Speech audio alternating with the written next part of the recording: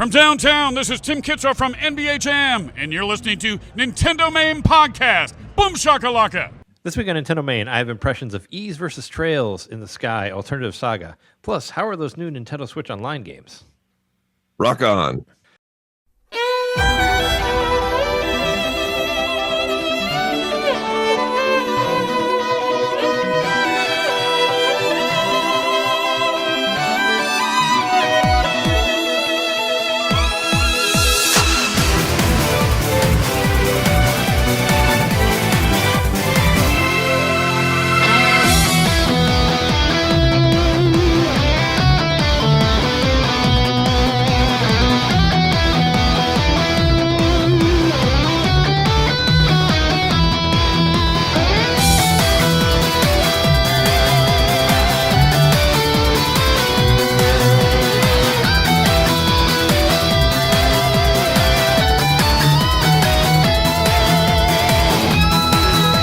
To NintenDomain Podcast, episode 493, your place to hear Nintendo fans talk about new games, old games, whatever. And we are your hosts. I'm Trey. I'll be your opponent, Johnson. I'm John, strategy man knitter. Yeah, you're like dipping into the RPG stuff through the like a lot of these. Well, I mean, we haven't talked about what you're playing this week, but from what you were talking about on the UFO ones, which I think is what you mean there, It seems like you're basically playing like, you know, small, like more approachable versions of like bigger RPGs that I've played, that sort of thing. Which I guess we can just segue into that. But So Jeremy's not with us this week. He wasn't feeling well. Jeremy had to deck out from not feeling so well, and I know last week we said we would have done our Tokyo show by now on the Patreon, but we just couldn't make it work for scheduling stuff. So it should be up next week, hopefully. So sorry about that. But yeah, it's just John and I here, but I think we still have a lot to talk about, so let's talk about games that we got and games that we've been playing. Sure. I mean, I was kind of alluding into the UFO stuff, but I did play some of that Rail Heist game last week. Yeah, what'd you think? I forgot to put it on my list or on my notes or whatever. I thought it was pretty good. I got through like the first few levels of it. It kind of reminds me of like, what's it called? Valkyria Chronicles, which is like an action, it's a turn-based action strategy game, where you walk around in real time and then it pauses and then the bad guys walk around in real time, but you don't see where they're going. You just hear them walking around and you'll only see them if they show up within your view or whatever. But it kind of reminded me of like a dumbed down version of that, like much, much dumbed down. And it took me a long time to figure out how to shoot people because I was just going around punching, and if you hold up and Y, you can load your gun and shoot people. I didn't realize you load your gun. Basically, the one sort of negative side to that is that it takes up almost the entire time of your turn. So you have to be pretty quick with it. Yeah, it does take some time to load it up, and also it alerts everybody if you shoot. Like the sound alerts everybody. So I wasn't really sure if I understood exactly how the game worked, but I was having fun with it, just playing around. Like I said, I just got through a few levels, but yeah, it kind of reminds me of like Valkyria Chronicles mixed with like SteamWorld Heist, because SteamWorld Heist had like that 2D strategy thing where you aim the bullets to like ricochet off the walls to hit. I mean, it's much, but the look of it reminded me of that, because that's like that one was all 2D, but it was also turn-based shooting and that sort of thing. So. Yeah, I loved that one. So, I mean, I remember, I think I played it only 2 or 3 times, but one of the times I just sunk like 5 hours into it in one sitting and beat it that way. But that one really, really took hold of me. Yeah, those games seem to be just like taking hold of you, which I think Jeremy said that before, that he thought that you would fall into the world of UFO 50, and it seems like you are still. Did you play any of the new Nintendo Switch Online stuff from last week? You can jump into the ones that I played from that game if you want. Just stay on the topic. Oh, sure. UFO 50. Go for it. Yeah, so I beat another game this week. I beat Night Manor. Yeah, Night Manor. I really liked that one, but I never got all the way to the end. But I played a good amount of it. Yeah, I loved it. I thought it was really creepy and effective, and just like it being October and everything, totally strikes the right chord if you're looking for a horror game. That's what that is. It's I think I would call it's the only horror game on the whole collection. I think it's definitely a scary game given the limited sort of tools that they have. Being like an NES style game, it very effectively paints a creepy picture. It's going to give you the ick, and definitely there's jump scares all throughout. That's like a main feature of the game, and it will get you. It will certainly get you. So the premise basically is like it is a point and click adventure, but on the NES, it's almost like just like a graphical adventure. Like you are navigating this house, this abandoned manor. I'll start from the top. It begins with a very effective little cinematic driving on a night road, and then you hit something, and then you wake up and you find yourself basically like in a little room with one light bulb dangling from the ceiling, a bloody mattress, and there's a bowl on the floor, and it's like this is like a makeshift prison, like in a house that you're in. You got to figure your way out. So it's a little bit of starts with little bits of like an escape room kind of vibe, but then it becomes like a point and click adventure, like I was saying, as done on the NES, where you're looking at what's before you in the pictures and just kind of clicking around and trying to find items and collect them and bring this item to that room, etc., to further the adventure. There is, however, a twist to it, in that once you get to the kitchen, you discover that you're not alone. There's like this figure standing in the corner, and once you disturb the figure, basically now it's on.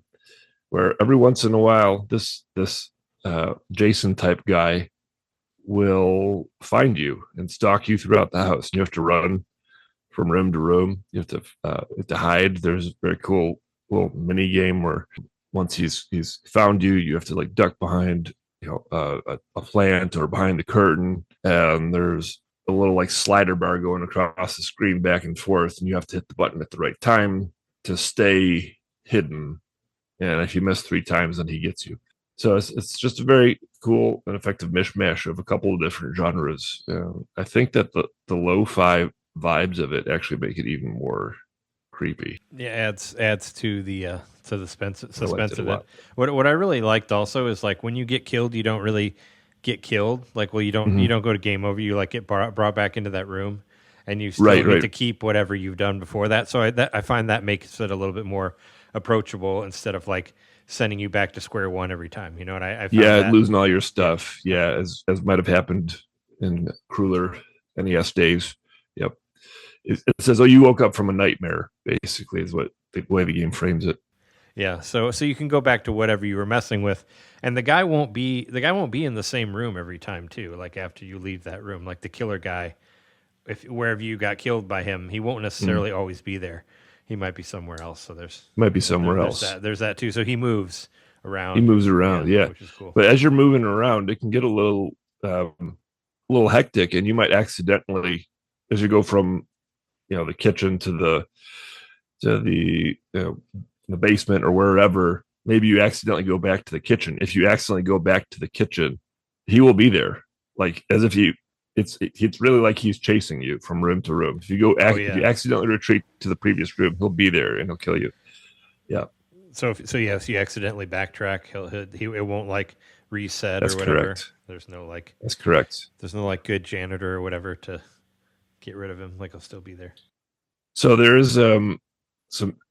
This game is very overtly inspired by Clock Tower. It is a little different than that game, but there's one thing that made me say, "Oh, this is absolutely that they were drawing from that game." So, and there's a garage in there, and in the garage is a car, and if you happen to find the key, you can opt to just get in the car and leave. Oh, really? And that's the end of the game. It's not like you got to get gas or you got to you got to change the brakes or whatever. You got to do all these things for you to get out of there. Gas. There is a gas tank that you have to find, and a gas can that you have to find. And then once you find the key, and you also have to fix the garage door. When you do those 3 things, get the gas, get the car key, open the garage door, you are able to leave basically before the game is actually over, you can just peace out. Yeah. And you could do that in Clock Tower 2. It was the exact same scenario. You found a code, you got a key. You want to go? And it goes, just as in Clock Tower, this game goes, are you sure you want to leave? And when you confirm you want to leave, you just leave. Game's over. And that's one ending. You can have like an incomplete bad ending with this game. Where you don't know, you don't know like the secrets to the killer and all that stuff. You didn't figure it out. Yeah, you did. Yeah, exactly. Killer's still alive and all that. Yeah, so that was totally. And there's at least 3 endings that I found. That's another thing that adds depth to this game. Made me really like it. There's a couple different endings you can get, and one of the endings, the absolute best ending, is if you never get killed by the killer, which I did not get that one. So I guess I got the second to best ending. Yep. Oh, so there is like something, if you do get like thrown into the room or killed or whatever, that affects your ultimate ending in the end. That's true. Yep. So there's kind of reason to start it over after that. Yeah, there's a reason to go back. I can see myself going back now that I know all the answers to the puzzles and everything. I can see myself trying to go back and do it without getting killed. I liked it a lot. The other game that I played this week, I didn't beat this game. This game is something else. It looks like I think it's going to take a long time. But it's Rock On Island. Did you play Rock On Island, the caveman one? I haven't played that one, but I remember Jeremy talking about it. It's very cool. It's a strategy game. It's not RPG, at all, but it's a straight up strategy. It's here's a scenario where you're a caveman and you have to basically in each challenge, each screen of the game, you have to set your caveman up on the screen strategically in order to protect from the pieces up. And then when you're ready, you say, start the wave. And then a bunch of dinosaurs will come and try to attack your hut, right? And so your job is essentially to stack the cavemen up so that they will take down every last dinosaur before they can possibly reach your hut. So you can give them like different weapons. You can give them spears. You give them fire. You give them rocks. You can upgrade each of those weapons to a bow or to tar to slow them down, or a wheel which would just mow them all down. As the challenge progresses, you have to do this 10 times every stage, which gets obviously progressively harder. Different enemies. Some enemies are flying. Some enemies are like these basically tanks that take 1 million hits. And throughout each of the 10 waves as it goes on, you also have to focus on building your economy, which happens through chickens. So you spend 10, the currency is meat. You spend 10 meat to buy either a chicken or new warriors or upgrade your warriors. And if you buy the chicken supplies you with more meat at the end of your turn. And you can to cook the chicken, which then gives you 30 meat at the end of your turn. So it's a matter of like, how do I spend the meat that I have in order to increase my army and also get more meat for my next turns that I can further increase the army and all that. That in combination with where do I actually put my cavemen. What I forgot to mention is that the path that the dinosaurs follow is a direct path. So they're not going to go all over the screen or whatever. They're going to follow a set path, which may branch off here and there in different directions. And so you have to think about where you're going to put your cavemen to where they're most effective. To where, say, the path is a loop, well, that might be a good spot to put your caveman, because then he can hit the dinosaur twice, versus set him over here, or maybe that caveman only hits a dinosaur once. I found myself losing at least an hour to every stage in this game so far. I think I'm like 5 stages in. Yeah, I really enjoyed it. It kind of sounds sort of like a tower defense game. That kind Yeah, of I'm calling it tower defense. I mean, I've never where you're kind of setting up things to stop a constant flow of other things. Yeah, but I don't think I've ever played anything that would be called a tower defense game before. But I guess I wouldn't be really familiar with how to define it. But this, I guess, sounds like it. Yeah, from what you said, and then from other people I've seen calling it tower defense as well. You played Tears of the Kingdom. There was tower defense stuff in there. There's tower defense stuff in like every game. Yeah, sure. It's really not my favorite genre, but I forget there was a place that you went to in Tears of the Kingdom where you had to like defend the area and you had to build up like different things to fight people that came in. It was like those like wasp characters or something like that, and it was like in the desert. I don't remember. I didn't like it very much, but yeah, there is like tower defense in there. Like I said, I'm pretty sure you played it in some form because there's a lot of times there's a version of it in games, so you've seen it whether you know it or not. You know, it's they like to kind of push that stuff in there. But yeah, it's like setting up defense against. Yeah, I'm looking at videos of it right now, and it totally looks like. I mean, it looks like tower defense. I should try it. Because I normally don't like those games, but what was it? The zombie game, whatever it's called, Plants vs. Zombies. That's a tower defense game, and I like that game. I played it all the way through, so that was one of the few iPhone games I actually played to completion. But it was addictive enough. It was kind of like a tactics a little bit, I guess, because it's all like on one thing, and you put out sunflowers to acquire like sun power, and you use your sun power to make plants that'll protect your lawn or whatever. I found it really addicting for like a phone game. I'm not going to get the new version when it comes out, but I had a lot of fun with it when it was free on iPhone. Between this game, Tactics, and then Lords of Disconia, I'm like, maybe I like strategy games. I mean, you've always like kind of like hinted at dabbling in it if you had a mouse controls or whatever, which you have now. Yeah, I have that. But you can't use it on UFO 50. But I mean, it's made in a unique way where you really don't have to, or where it wouldn't be, And then in real life, I've been playing more, strategy tabletop games and stuff. So, yeah, I guess I like those. It's getting to you. Yeah, I did play one of the NSO games this week. I played Bubsy. Oh, okay. You didn't. I can confirm it's mediocre. You didn't play Mario and Wario. That game's actually good. I thought you'd be drawn to it because of the mouse controls. Yeah, I thought to play it the other day, but I was like, my Joy-Con are over there. Didn't want to pop the Joy-Con off yet. Yeah. I didn't want to get up. I will certainly play it. I'm definitely curious enough to give it a shot for sure. Yeah, I use it as an editing game because it's kind of mindless, really. But I don't know what it is, but the mouse controls that wasn't working for me very well, and I've used them for different things. Like I've used them for Mario Paint, and I used them in the same place in my house for Mario Paint, and I felt like it worked better. Or maybe since Mario Paint was less like hectic, it was more you just like designing something instead of having to do like a certain thing in amount of time or whatever. Right. Maybe it seemed less hectic, but I was having the hardest time with it. It just didn't feel right to me. Like it felt really off, and it felt like it wasn't working quite right. I don't know. And also it's like the most uncomfortable thing ever because you're holding this like little tiny Joy-Con. They really need, and I've seen people like make their own, but it needs something to make it bigger to feel like an actual mouse.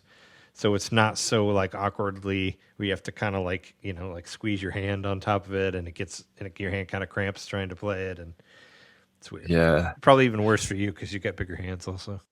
Yeah, it's not comfortable at all. I mean, as a portable option, if I'm using the Switch 2 on the go, and that's the only way I can do mouse, fine for 10 minutes or whatever.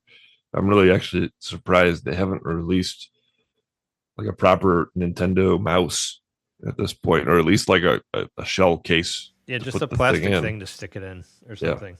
Or it'd be cool if you could buy like a regular mouse. But I would think that it would make more sense since a lot of those games they want you to use like the side buttons too somehow while you're doing it. Yeah. Like I can't imagine playing a first-person shooter game like that. Like we've talked about before, they had that option in there for a lot of things, but I really don't understand how you would play it well like that. It seems like the wrong way to play it. It feels like playing it with your fingers tied together or something.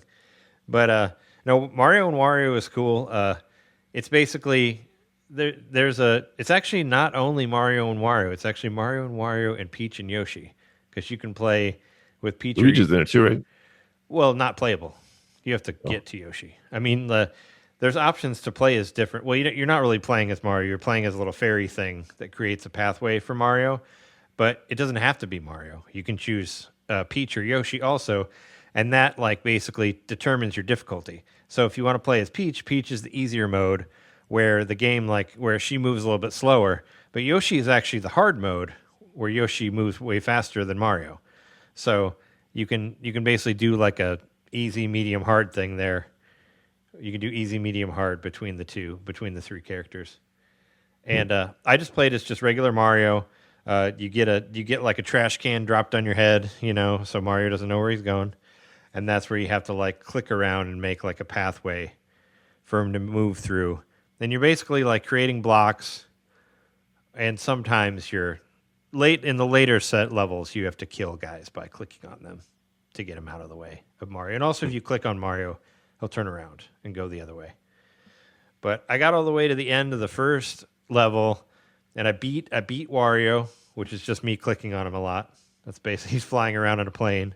You got to chase him with your little fairy guy and keep clicking on him until he leaves. And that's the way it works. That's the boss mode there.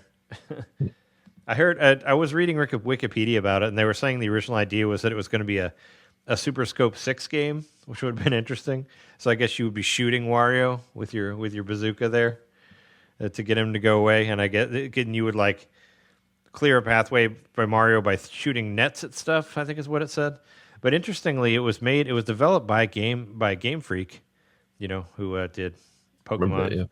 And what was it? Satoshi Tajiri was the main director on it, who was the creator of Pokemon. So you could see that there. There's not really anything that resembles Pokemon, but it's a nice looking game. It's got some pretty good sprite art in there. Pop your Joy-Con off and give it a try. I recommend it more than Bubsy, which I did. I did try Bubsy too. I just kind of ran around a little bit, and I was like, "Oh, this is kind of fun." And then I started like dying a bunch, like unfairly, and I was like, "Okay." Yeah. I was like, "All right, I might need to take a break from this game." And I remember Jeremy saying that Bubsy was faster than Sonic or whatever. So then I booted up the Sega NSO and played Sonic 2, and that game was much more fun than Bubsy. But I think Bubsy is worth playing if you're like a game design student and you want to like suss out what's like a good game to mediocre game to bad game. And you'll see quickly, like, just like you said, like you turn on the game, it's like, oh, it's kind of colorful and, cheerful looking, whatever. This looks like a competent game. Then about 10 minutes in, you just like hit roadblocks and like you'll find inconsistencies. Like there's like holes in the game, right? Like you can drop down some of the holes, but other holes will lead to straight to water where Bubsy dies in the water. Yeah. Like you just told me to jump down these pits, and now you kill me for jumping down another one right afterward, So it doesn't really make a whole lot of the logic is just all like mixed up. I don't know. Yeah, it kind of goes back and forth, like whether it's supposed Why? to be I don't know, because he puts his arms out and it's just, no reason. Just Bubsy fly. Why does he have a T-shirt with the exclamation point? I don't know. I don't know. He just does. It's like a cuss word or something, right? It's like that one band, the 3 exclamation points. That's supposed to be like 3 cuss words. So it's his shirt is a cuss word. That's what it means. I don't know. Hubert did it better. He's just extreme, I guess. Something like that. Yeah, I mean, I just played around with a little bit, and like I put in the notes, it's fun until it isn't, and it's pretty not fun rather quickly. Oh, and there's fall damage. You can die from falling. Yeah. So fuck that. Even in a 2D game, I really don't like fall damage at all. Like it's a kind of a thing I don't like. I wish it was just not in things, but yeah, Bubsy, 2D platformer with fall damage just seems like wrong. It's like, isn't it supposed to encourage you to try to make big jumps to get to different places instead of like falling and dying? Bubsy, hooray, for free. It's on there. It's out there. Go get it. Did you? I saw that you started up or that you at least tried to see if Oh yeah, Resident Evil worked. yeah. So I regret to inform you that there is no code, so it's Yeah. just the one game. Yeah, that's what. Yeah, that's what I was afraid of. Is that somebody probably bought it and used the code and then returned it for whatever price, and they didn't check it, and they're still selling it as they're still trying to sell it as 2 games, even though it's not 2 games. So, bummer. Well, I'm sure the one game is fun. I didn't actually try it. No, I just loaded it up, tried to to update see if there it. was anything on there. Yeah. Yeah, Yeah, no, it's good. I mean, it's better. Like I said, it's better than those other 2 Resident Evil games that you have. It's better than 5 and 6, that's for sure. And 2 is really good. So maybe someday you could buy it when it's on sale for $8. That seems to be the price. The main price point for that game is $8 for the sale. It's as low as it goes, and it's totally worth it for that. I mean, I think it's worth it for 20 or whatever it goes for normally because it's really good. But yeah, maybe when you get into the anticipation of the Resident Evil 9, get in there and try it out. probably so. Yep. But the main game that I got that I was talking about is Ys versus Trails in the Sky Alternative Saga, which is a fighting game. It's like a fighting game RPG, just in the sense that you can upgrade your characters. But I really like seeing games like this, just because it's interesting to see, to blend like 2 genres there. Yeah. It plays very much like an Ys game does, so it's super actiony. Like it's actually, I think the game came out around the time as Ys 7 did on PlayStation Portable, and this is a PlayStation Portable game also. It's like I was like, all these PSP games that I've been playing, like I really would have liked it if it makes me wonder what my life would have been like if I would have went and played the PSP instead of the DS or whatever. Which I did buy a PSP instead of a 3DS, but by that time, and I didn't know about any of these games. But yeah, it plays like Ys, as in it's action. It's action. You run around. There's like a map. There's like a 3D map that you're on, top down. You run around and you can dodge and block and hit or whatever. And then there's different, you have different magic moves that you can use, which you can upgrade. But what I kind of like about these sort of games is, you play a character and you get stuck and you can grind. You can go back and play previous characters, go play them again, get some more experience points, get higher damage, make more money to buy new weapons and armor or whatever. And that'll help you get through the next thing. And there's like just there's like 5 or 6 different campaigns that you can play through that only take like a few hours. I think I'm almost to the end of Estelle's playthrough. I was just playing around with it today. I honestly haven't played it that much, but it was nice that all the characters that I recognized all the characters at least, because all the Trails in the Sky characters are pretty much just from that first game that I've been playing the remake of. So you kind of recognize everybody because it's everybody there. And the Ys characters are just from Ys 7, which I played Ys 7 on PSP, and I wish that would get a re-release because that was a cool game. But I knew most of those people. I think there's like one guy from Ys 6 on there, which I never played that game. But anyway, it's very much a niche game. It's very much for people who like Falcom games and want to see like Adol fight Estelle and Joshua or whatever. But I think it's cool that it exists and that you can play it. And it's got some cool additions to it. Like the original PSP game didn't have voiceover, like didn't have voice acting and all that. And they've voice acted all of the cutscenes now, which that wasn't in the original game. So they re-recorded, or they recorded all that because there was no recording of it before. And they used the same voice actors that were in any of the, like the same actors that are in. If you're playing the remake, it's got the same actors from the remake in this game.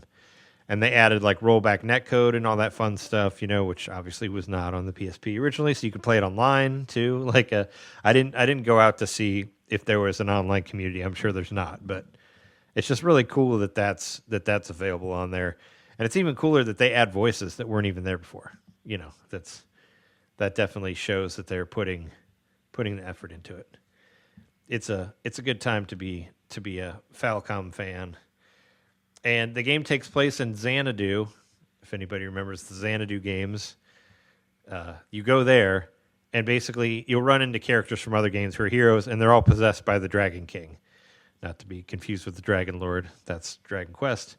But yeah, they're all possessed by the Dragon King, and you beat them up, and then this little this little fluffy tree spirit or whatever. I think they're called pom poms. They're in the Trails in the Sky games. They'll like use their magic to remove the spell of the Dragon King off the guy, and then they'll be like, "Oh yeah, I know you," and then they join your team. And sometimes you play 4-player battles where they're on your team, so you can do like a full-on 4-player thing. It kind of reminds me of that. I forget what the game was called. What was it? Power Stone. It kind of reminds me of Power Stone. Actually, it's the same sort of thing, except the levels are kind of bigger, and there's more. I can picture it now. There's more to do because you can upgrade your spells and you can buy new spells and stuff like that. So it's kind of like Power Stone with more depth to it, is what I would say. I was sort of struggling to picture how this was a fighting game. Like, certainly it's not like Street Fighter, No, it's not 2D, but I mean, it takes place on a, it's top down, but you're still running around and hitting each other and dodging. It's much of a fighting game as Smash Brothers is, that's for sure. And you can play a full on 4 players, which would be interesting to do, like 1 against 1 against 1 and all that stuff. And my nickname earlier when I said I'll be your opponent, that's a line that Joshua says all the time in Trails of the Sky. He says it every time it gets to his turn in the battling. He says, "I'll be your opponent." And I've heard it so many times. It's still, I still kind of like it, but I laughed when I was playing this game because in this game, Adol says that.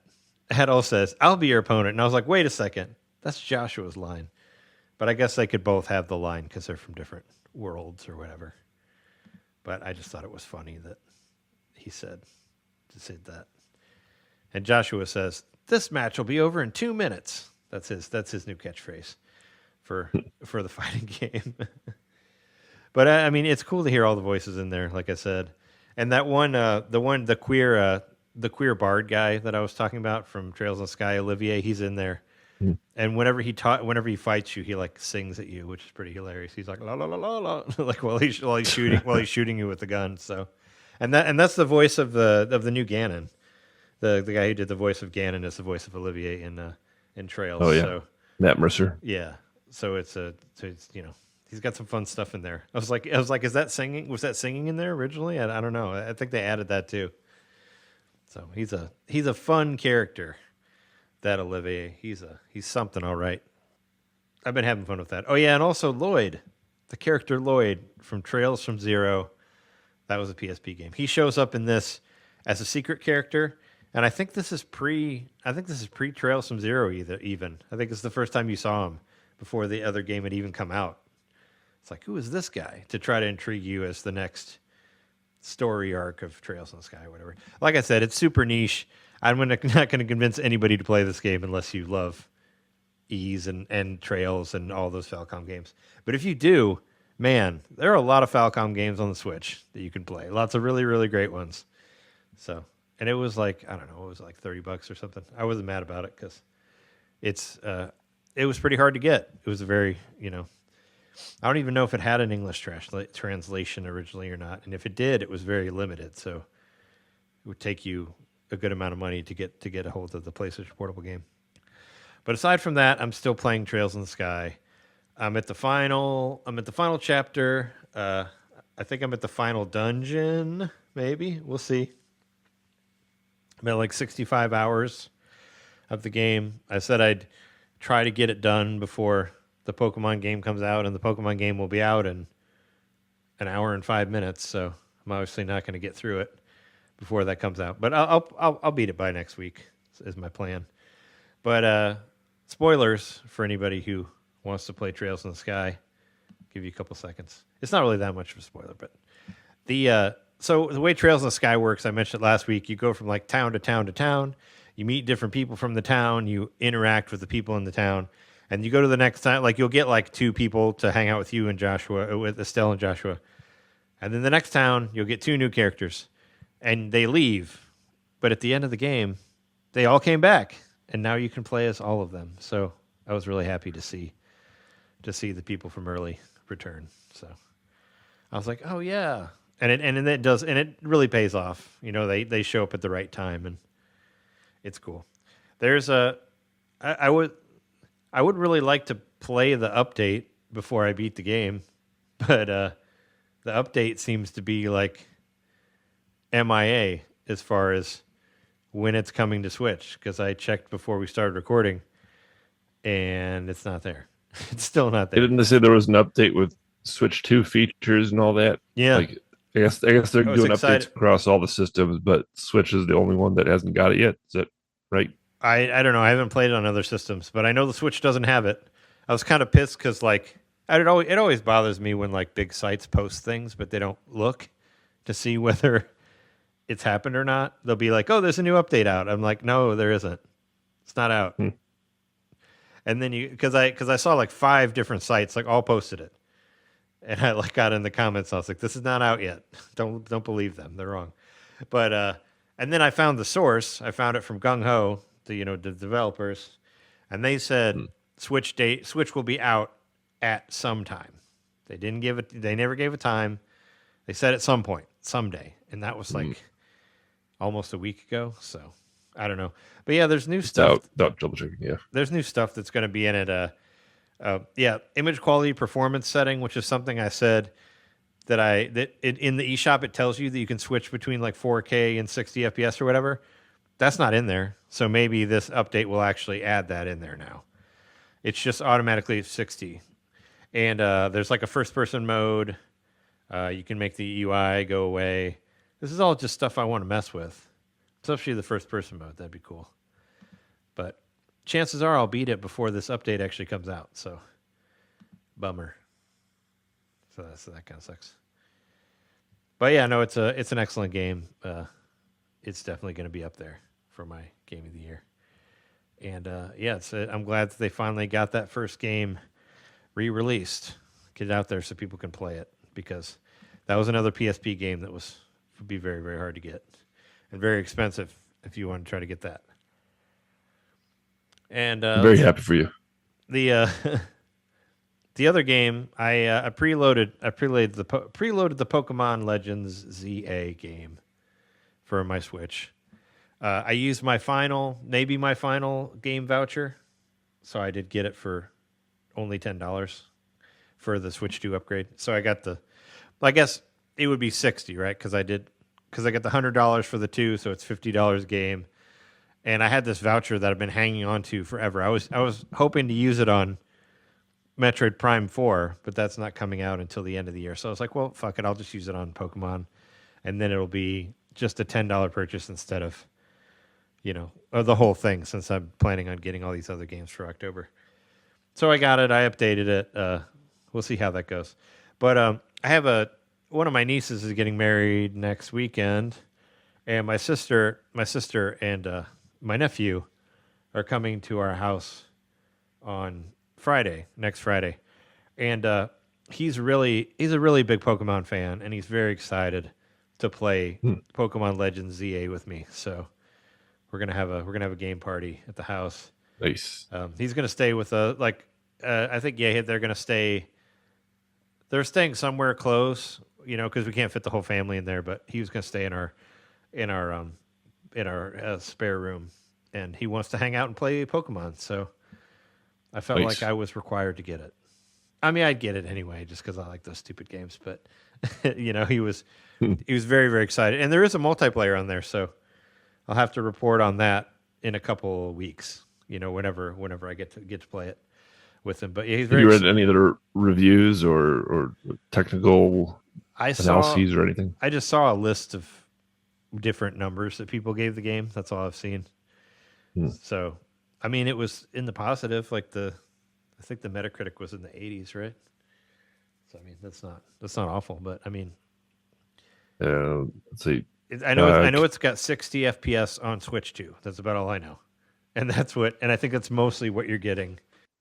Yeah, that's what Kotaku said. The upgrade gives you the 60 FPS and very little else. Probably like higher resolution ish, but that's pretty much what all the Switch 2 things give you.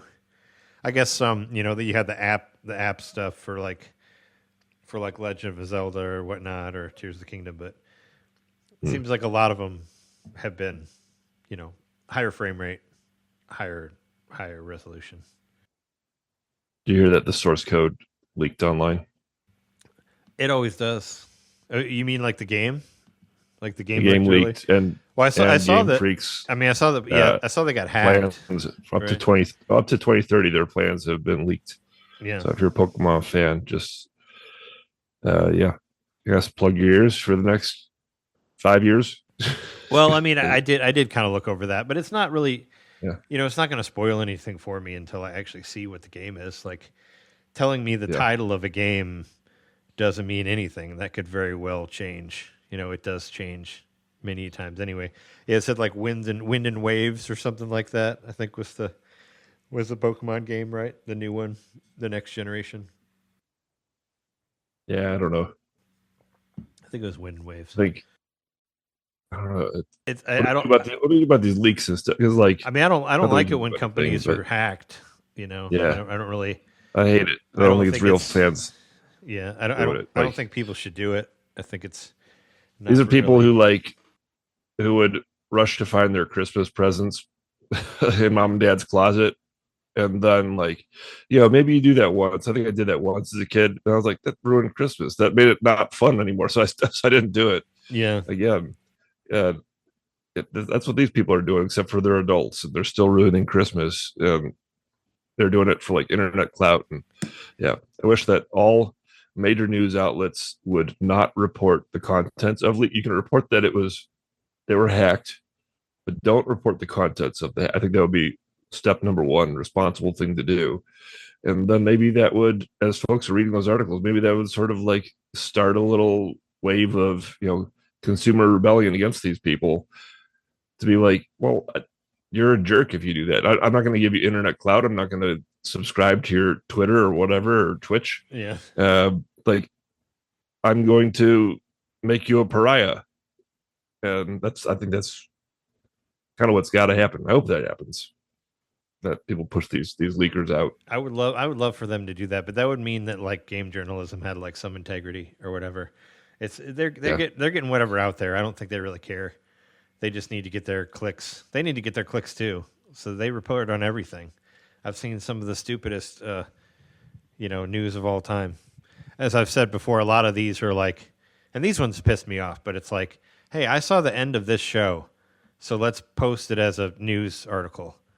It's like, okay, hate it. Well, you just spoiled the show by saying the end of the show in your title. Fuck you. But they do this all the time, especially with comic books and wrestling or whatever, and it drives me fucking crazy. It's like Spider-Man is this. Find out why. It's like, some people want to get there, want to get to that title there, instead of you just being like, oh, here's the ending of this story arc that's going on right now. Especially somebody like for me who reads through the app where the comics don't come out later. I'm like, well, this fucking sucks. Don't do that. Don't be like, oh yeah, this big event happened, so let's write a thought piece about it or something. I'm like, oh my God, shut up. They're really bad about wrestling too. I just stay completely off social media whenever there's a pay-per-view or whatever, but people will fucking post right when the match happened. It's like, can we treat it like a movie? Can we wait a minute, before you throw out all the, I mean, I guess you're treating it like a sports event or something. If somebody won the World Series, you have to write an article about it right then. But it's just settle down. I just wish there was a little bit of hey, wait a week before you give all the give up all the outcomes to all the matches or whatever. I have a settings where I can filter out keywords, and I can set a timer on it. Maybe I don't want to hear about Marvel for the next month until the next Marvel movie comes out or whatever. Something like that. I think that's probably a good solution. Maybe this would be a good use for AI or something. Hey, AI, don't tell me anything about the next whatever game, Yeah, I don't know. I think I know Blue Sky does that, where you can mute words or mute stuff. I've never messed around with it, but Twitter used to be able to do that too. I don't know if you can still do it, but I remember people muting when new games would come out, they would try to mute any posts about that. But I find it's better to just stay off of it completely. Just stay away from social media. That's an answer. If you want to not be spoiled on anything.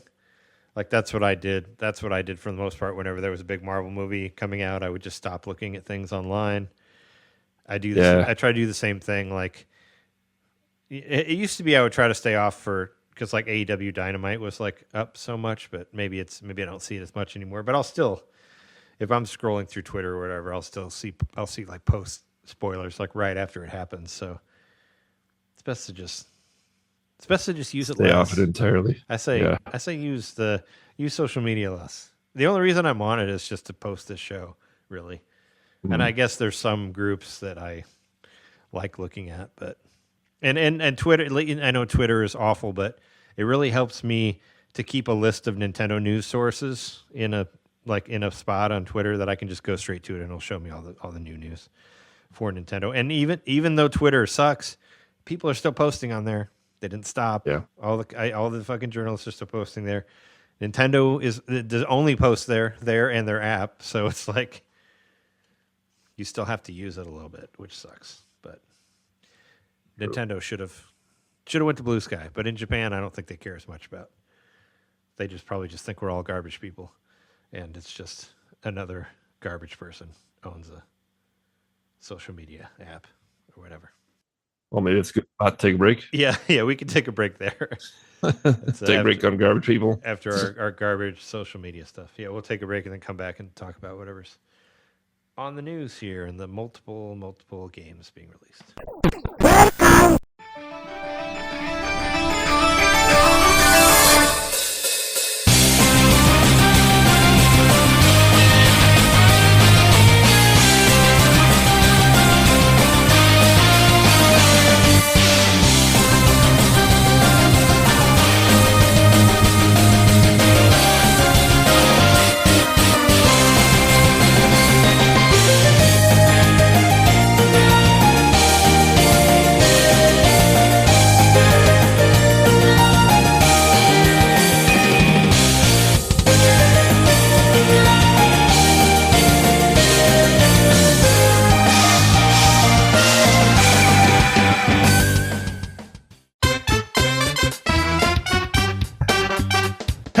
Hey, you. It's me, Mario. Yeah, you. Subscribe to our Patreon to hear our bonus shows, which happen every month. I'm tired. Tired of all the big corporate podcasts spoon-feeding you the same old video game news on every single show? Spaghetti. Ravioli. Then expand! With NintenDomain Expansion Pack. It's us talking about old games that were important to us. It's us interviewing people that we meet at conventions. And heck, it's live shows from those same conventions. It's basically everything you could want that NintenDomain ever made. Here we go! And it's just $1 a month. That's less than a bad indie on the eShop. It's $12 a year, which is less than Nintendo Switch Online. Thank you so much for subscribing to our Patreon and supporting NintenDomain. Just go to patreon.com/NintenDomain podcast and hey, Mario, let go. Whoa! He's throwing us back to the show. So long, Bowser. Patreon.com/NintenDomain podcast. Game over.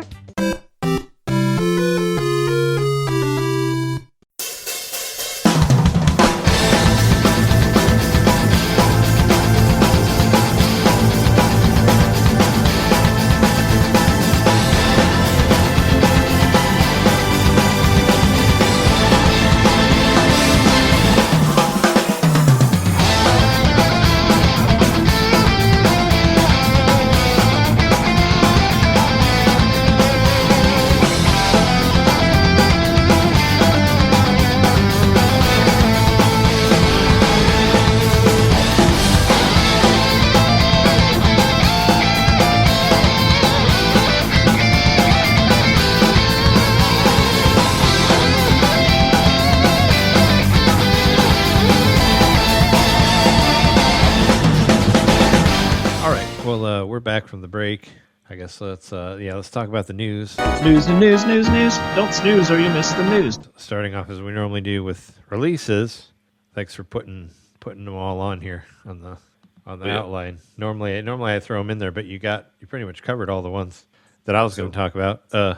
I think there was one that kind of popped out of nowhere that I hadn't heard of, but I thought you might be intrigued in, and that's that Absalom game.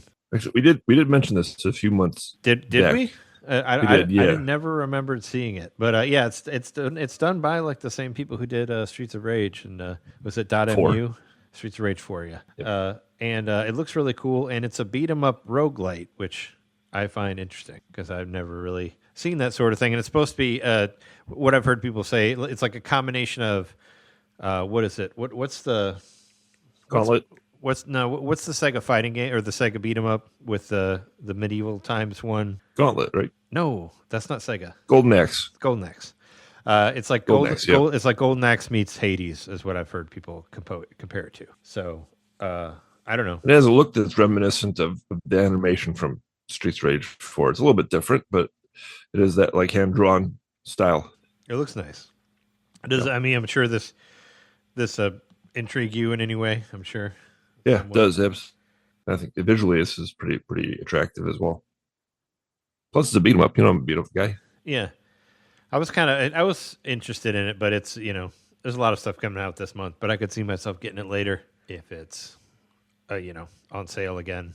I mean, it's like a couple bucks off right now, which isn't really. It's like a release sale, I believe. Like $2 off. Yeah. Yeah, but yeah, maybe I'll try it out in the future. I'd completely forgotten about it, and then I saw some reviews for it out there, and I was like, oh, okay. Switch Up gave it 82%. Yeah, they seem to like it. There's another one this week that I'm interested in, which is Buy Sweet Carol. It's the Disney-looking horror. What do you call it? Like point-and-click adventure. It's again reminiscent of Clock Tower. I heard that mentioned in the Nintendo Life review. I'm very interested in this. It's like what if Disney did a horror video game? I think it looks very well done. Hand-drawn animation and all that kind of stuff. And I like Clock Tower, and it's October. Time for a scary game. This one's on sale for $5 off right now. It's $20. Nintendo Life gave it a 7, so that's a good score. Yeah, it got reviewed by somebody. I was trying to see if I could find it, but you already have it on there. So, and that's out. It's out as of right now. This one kind of jumped out of nowhere too. Xeno Tilt, hostile pinball action. The sequel to, is it Demon's Tilt? Demon's Tilt or Devil's Tilt? I think it's Demon's Tilt. Yeah, I bought Demon's Tilt for Switch 1. I had that game. Wasn't it like a TurboGrafx game originally? It's inspired by that. Oh, I think what was it? I forget what it's called because there was Demon and Alien, Devil's Crush. That's what it is. Devil's Crush. Okay, so, yeah. That's the TurboGrafx one. So TurboGrafx had Devil's Crush and Alien Crush, which were both really good games that I played a lot on Wii through Virtual Console. And Demon's Tilt was heavily inspired by those games. Gotcha. By Demon's Crush and Alien Crush. So this is the sequel. Xeno Tilt is the sequel to Demon's Tilt from the same company. And cool. I mean, I liked what I played of it on the original one. It was kind of like, it's only one table versus like all of the pinball games that we have that have many tables that, much of them you have to buy separately. But this is only one for this one, and Demon's Tilt was only one too. So it's just pretty much, it's going to be as fun as how much effort you want to put into that one table, But I like the other one, so I think this one is worthy of taking a look at. And that'll be out on Friday in the morning. Actually, I think it already is out. Oh, is it out? Oh, it said 10. Yep. It said 10/17, which hasn't happened yet. Oh, the sale ends 10/17. Oh, okay. It came out on the 9th. Yep. Oh, okay, never mind. Yep. It's already out then. Go get it. I have a hard time reading these things. What's not out yet is Pokemon Legends ZA, or Pokemon Pizza, as I call it. But it'll be out in like 40 minutes. So by the time this is out, it'll already be out. I'm really interested. I don't know. Like I said, I'm getting it because I like these dumb games, and I'd feel like I would be betraying my nephew if I didn't get it. I mean, I'd get it anyway, but and I used my voucher for it. I haven't really watched a whole lot about it because I just want to come into it clean. I don't want to see a whole lot of spoilers. So I really don't know anything about it. So it's going to be fun to try to figure out what's happening here. All I know is that you're in a city. and the control's different than any of the other Pokemon games. It's kind of more like Arceus, but much different. So I'm interested to see how that works out there. So I haven't really, watched. I just looked at a couple. I will not be buying it. Scores. Well, yeah, I know. I mean, that's like saying that the sky is blue. Everybody knows that. But I already have it. So, but I might get this game. I don't know. It's really cheap. Blaster Force Blaster 3000. Force 3000. It's another one of those Doom type games, pixel shooters as I call them. Yeah, $5. I thought it looked okay. I mean, I don't know. There's so many of these out there that I guess it looks better than a lot of the other $5 trash that's out there, because they release a lot of trashy, low-budget first-person shooter games on Switch. Like there's I know I've bought a few of them, and they're awful. But this one looks like it'll be less awful. But it's pretty cheap. I don't know. I mean, I've already got a pretty big backlog as far as like pixel shooters go. So I don't feel the need to get it right now, but I guess I'm glad that there's more out there. We got that one and the Ion Fury DLC this week, which I'm leaning more towards that if I'll get anything other than Pokemon. But what is Amanda the Adventurer 2? I don't know Amanda the Adventurer 1 or any of them. So the first one is out on Switch, has been for a while. I was actually kind of interested in this. I found this on YouTube. The original game. I've had it on my wish list for a minute, and it's basically like appeared to be a horror game. Basically, there's like a haunted VHS tape where it's like a Dora the Explorer, like an episode of a Dora the Explorer type show, and I guess people go missing from watching this tape. I just thought it was pretty intriguing little premise. I know it has a bit of a following. There's people watching it on Twitch and that kind of thing. It seems like sort of a Five Nights at Freddy's kind of thing, maybe a little bit different. I think it's a different gameplay style, but it has a similar sort of vibe and following to it. So I don't know, I'm interested in seeing the first one.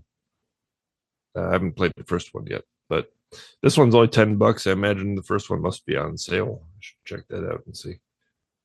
I would expect if I was the company, I would try to put any of your older games on sale whenever you have a new one. Right. Ball X Pit is one that was featured in a direct a while back. Yeah, that's out now too. The Ball X Pit game. I saw it in recent releases when I just poked around in the eShop.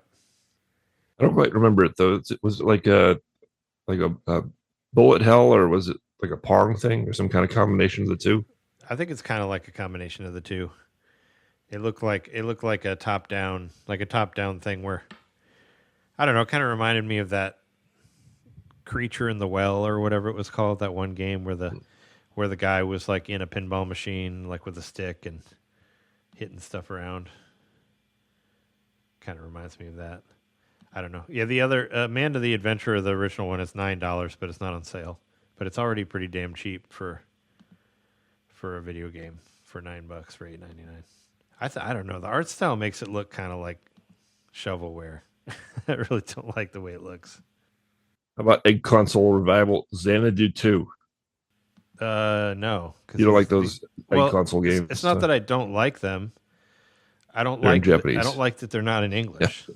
So I mean, I think they would be great if they were translated, but they're not. So, but yeah, it's another one of those Xanadu where Ys versus Trails in the Sky takes place, also of Falcom world, and Tokyo also Xanadu. Olivia Newton-John movie. Tokyo Xanadu was a really good game that I liked, that I'd like to go back and finish sometime. What did you say was a good movie? I said it was an Olivia Newton-John movie. What, Fact Xanadu? Or no, Xanadu. Yeah. I mean, it could be a reference to that. I don't know. Arcade Archives, Munch Mobile. Yeah. I just saw that today. It's like you're a car that eats things. It's a car with hands that drives down the road. And it's like, what if Pac-Man was a car that had hands? It's kind of what I got. 80s were a crazy time. Except there's no pills and ghosts or whatever. At least not yet. Depending on how many people get run over with this car with arms. I don't know. It just looks like a weird arcade thing that I thought you might be interested in. So that's posted on there. I like weird arcade things. And the car has eyeballs too. Eyeballs and arms. This next one is definitely shovelware. I just thought this was funny. The title of this game, it's OFC, Ultimate Fighting Club. That's the title of the game. OFC, Ultimate Fighting Club. The acronym does not work. Yeah. What's the O stand for? Where did the O go? Yeah. Obviously, it's a ripoff of UFC. Which UFC isn't it Ultimate Fight Club? It's not. I guess it's fighting versus fight. I don't think it's club. What's this for? I thought UFC was like Ultimate Fighting Championship or Championship. Like oh yeah. It's not club. I know that for sure. I gotcha. Why O? Like, why don't they call it? If they're going to use O, why don't they call it like Octagon Fighting Club or something? Where did the O go? I don't know.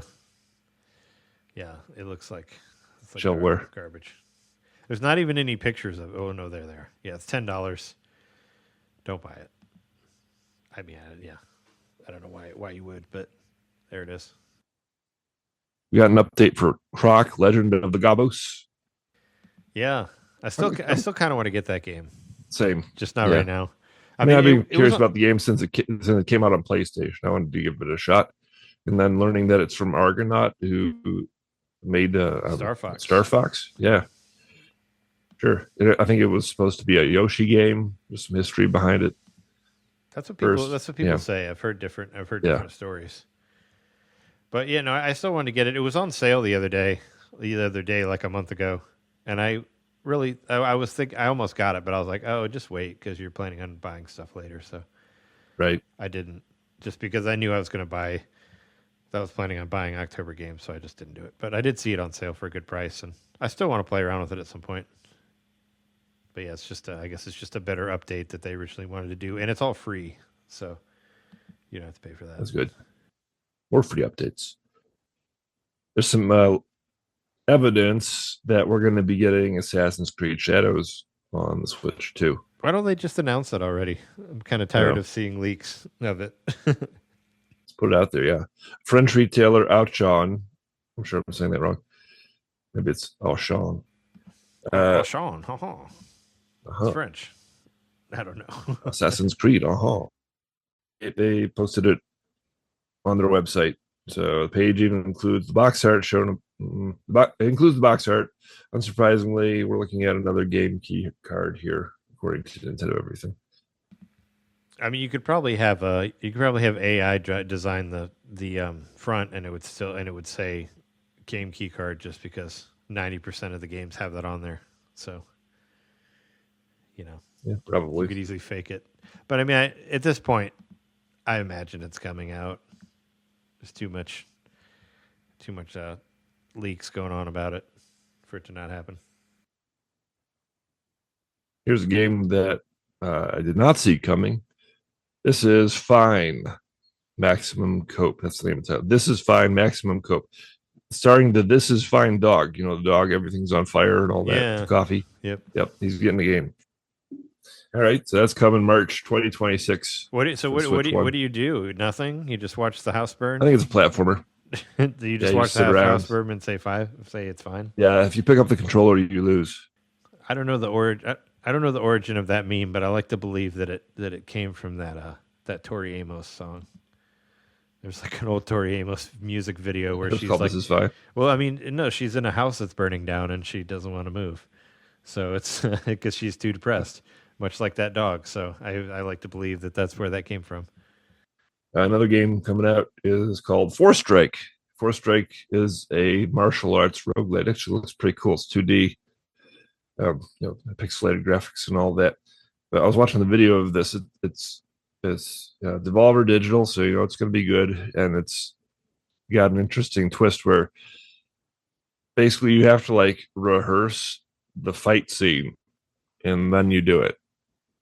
So if you ever watch a martial arts movie and like the hero looks like it's like a dance and everything, like they've got every move just right, that's kind of like what this is like you have to rehearse the scene again and again and get it as efficient and cool looking as you possibly can. And then once you got it down, then you get one final chance to get the moves exactly as you planned them out and do it smoothly.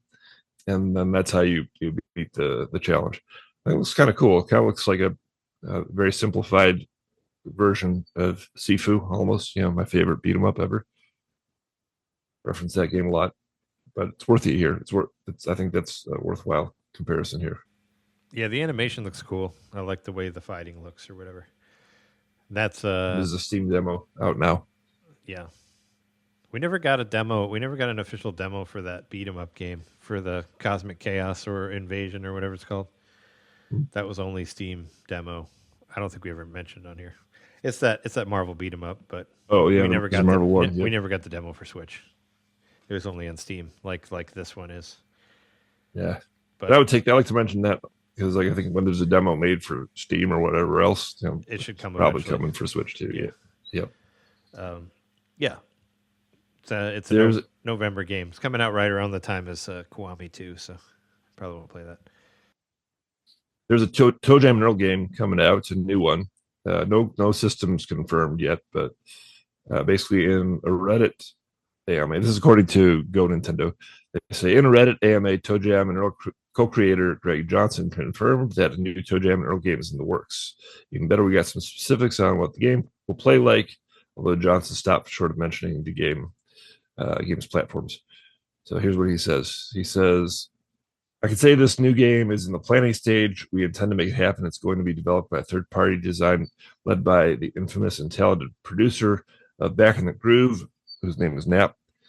And it'll be a combo of games 1 and 2 and incorporate some of the design ideas of the original game 2 that never got made. And he also shared a progress update on the movie adaptation. He says, I'm not 100% sure if it will be live action or animated, as it's out of my control, but I expect it will probably be animated. I've read the script, and really it could be either all animated or it could be a mix like Sonic. It's primarily on Earth. I'm as curious as you are as to what they will do. Right now, they're looking for a director, so things are a bit stalled out. Hopefully that train will start moving again soon. The guys at Story Kitchen, who the producers are great. So that's kind of a typical Hollywood thing. Like somebody got the rights to something, project is stalled. So it's a no news update. Yep, I think it could be cool. Yeah, I don't know. I mean, Toe Jam and Earl would be really weird if it's not animated. I would think. Don't stick them in a world with people. Just let them be themselves and be weird in their world. I still don't really understand what you do in those games, like what the point is. Like, the two game 1 and 2 are completely different. They're different, right? And then 3 even. Three goes back to what number 1, the recent one. Yeah, Back in the Groove. 3 and 1 are the same kind of gameplay style. Yeah, it's very tough to describe. But I don't know. I think the reason Toe Jam and Earl endures to the degree that it does, whatever that might be, is the characters. It's not necessarily. Have never been to me that fun. I think a lot of people have them and like them and enjoy them and all that. But for me, it's just not my kind of gameplay. But I was always drawn in by the characters. I think the animations are cool. Even like back on the first one, they were pretty expressive, especially for back in the day. And it was a unique character design, like certainly never seen at that time. And also even just to see like hip hop in video games at that time, kind of unique. And here were these two like hip hop aliens. I don't know. I think that super rad. Could make a cool movie in the right hands. Actually, it popped in my mind after I read this article. It popped in my mind. The director I think who would be good for this movie would be Boots Riley, who made man, what was the name of that movie? Sorry to Bother You is the name of the movie. Oh yeah, that movie was awesome. Yeah. I like that. I like that movie a lot. And yeah. couldn't you see that? Like, give that guy Toe Jam and Earl. That could be an interesting movie. Well, especially if it ends up with like horse sex or drugs or whatever, like the other movie. Total left turn at the end. I hope it goes places like that one did. Yeah, that movie was something. I have it on Blu-ray. Just got that for me for Christmas or something because I thought that movie was great. Definitely, definitely went somewhere for sure. We got some release dates. We got release dates for Skate Story. I know you were interested in that one. Yeah, we talked about it. Not the release date, but just the premise of it. Mm. It's got it's a Devolver game. It's got a lot of style to it, much like the Last other one. Pain. And this one is December 8th. December 8th, yeah. So, and then Terminator 2D No Fate came back with a release date. Remember, there was a delay because of the tariffs, and they wanted to make sure they could get the physical version out at the same time as the digital. Yep. Well, they have a trailer out today and put the release date on it. The release date is November 26th. All right. Try to hold on to that one. Try to keep that one going. We'll see. See if they make that one. Maybe the Fate will just not happen, or it'll be next year or something. And finally, we got some more news, some confirmation, some closure on the Close to You pictures, films that came out last week, made by Nintendo Pictures. That's the confirmation. It was made by Nintendo Pictures. Nintendo put it out in a tweet to say that, yep, it was in fact our studio.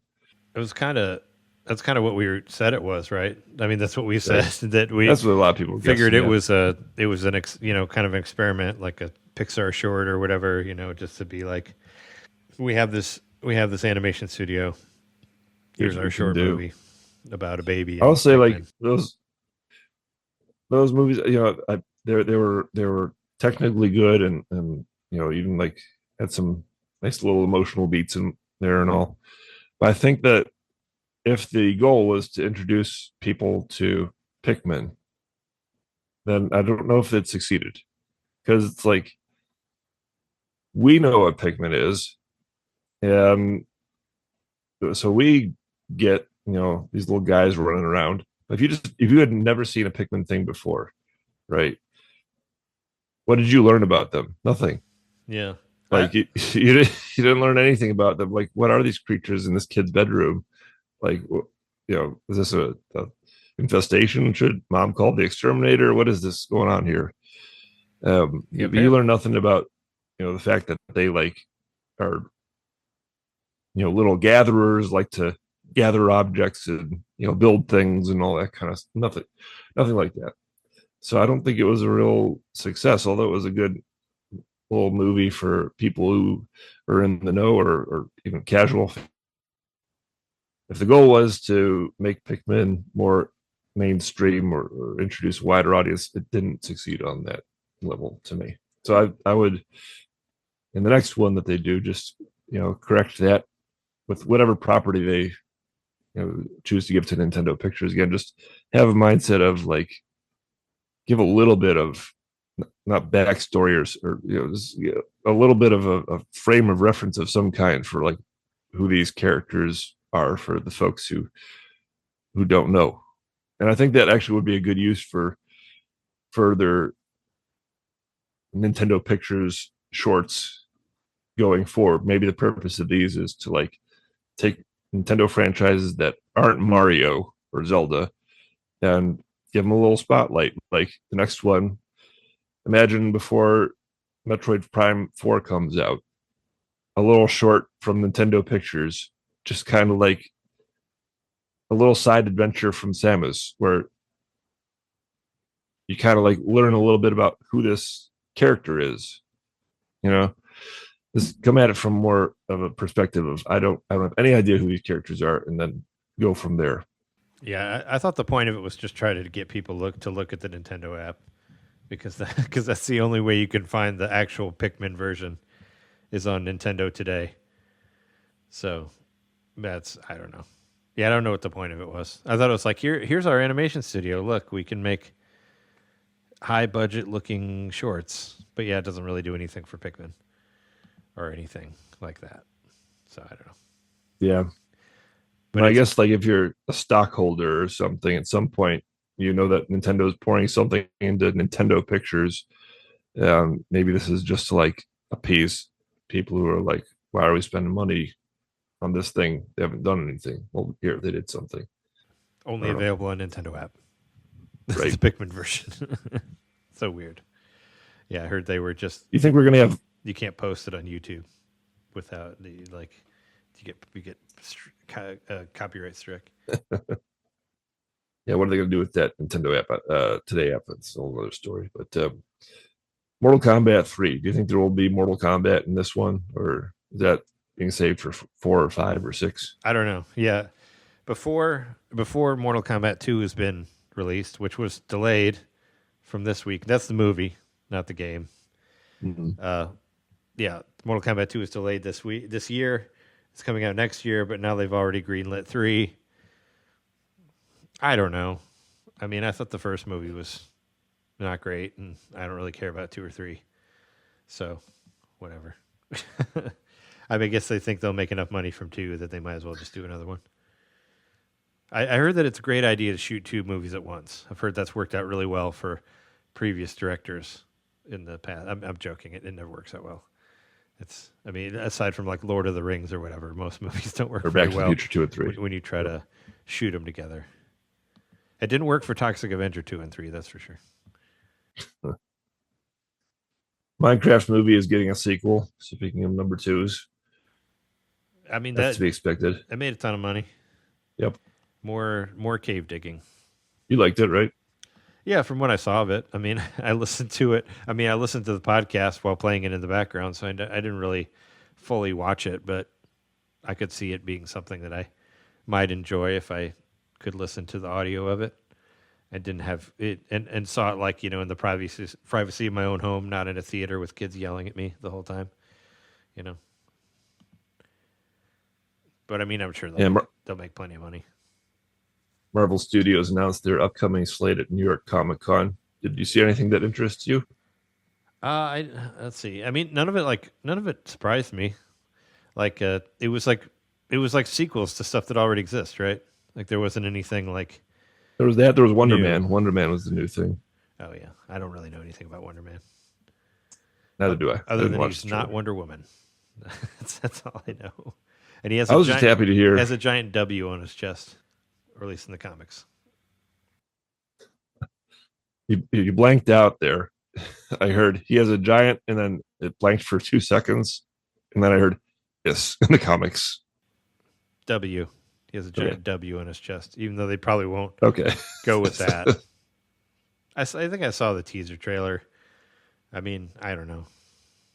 We'll see. I know you're excited that X-Men 97 is getting season 2 and 3. So 2 and 3. That was a nice surprise. Because you were really into that, which that doesn't surprise me. A lot of people really like that. I really like that. Your Friendly Neighborhood Spider-Man. I did like that show. I didn't watch that one. Second season for that. That was a lot of fun. More Daredevil. I like that show too. See, yeah, a lot of this is like stuff I already knew about. Oh yeah, the Vision Quest.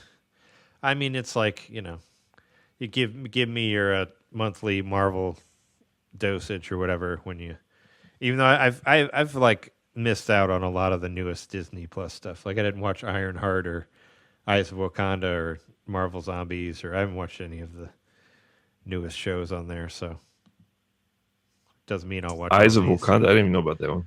Yeah, it's a cartoon show. No.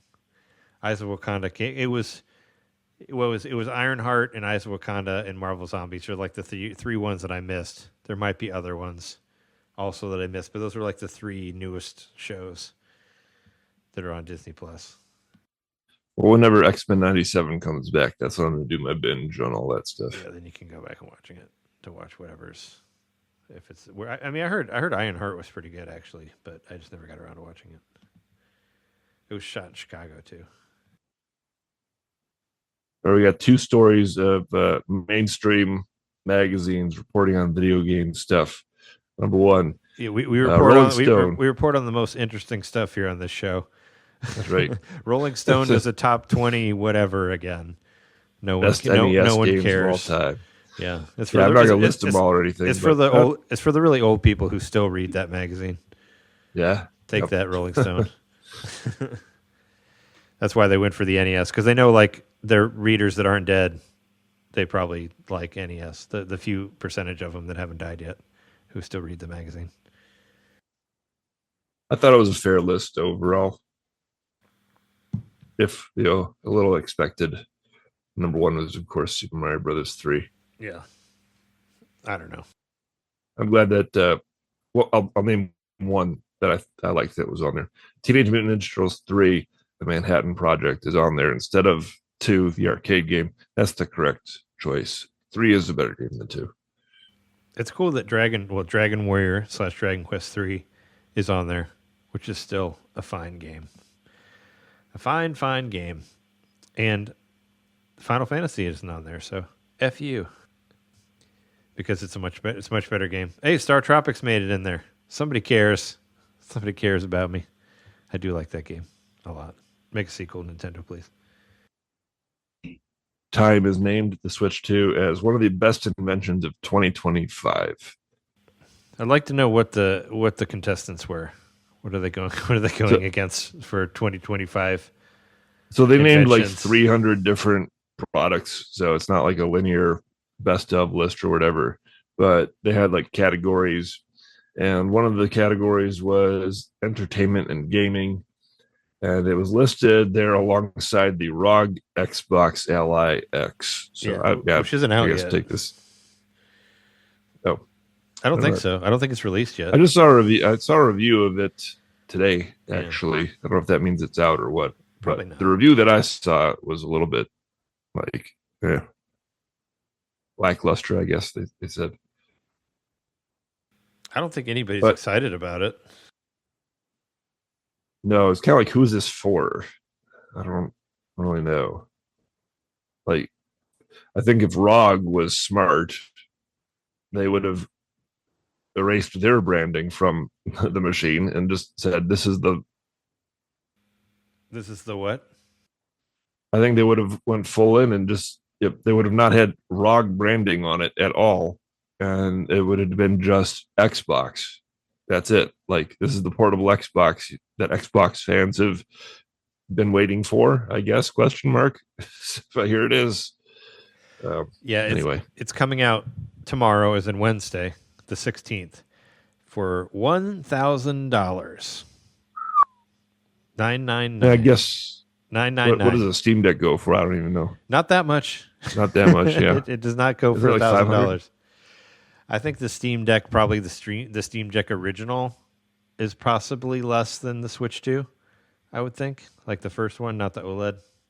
I don't know. I think. That's me guessing. But yeah. I don't know. Xbox is in a weird position regardless. Like, who cares about them anymore? They doubled their Game Pass. Everybody got mad about it. At least they're making a legitimate... I mean, it's a legitimate handheld, right? It's not like a fucking PlayStation Portal. Like, it's an actual handheld that's not just streaming other things. Yep.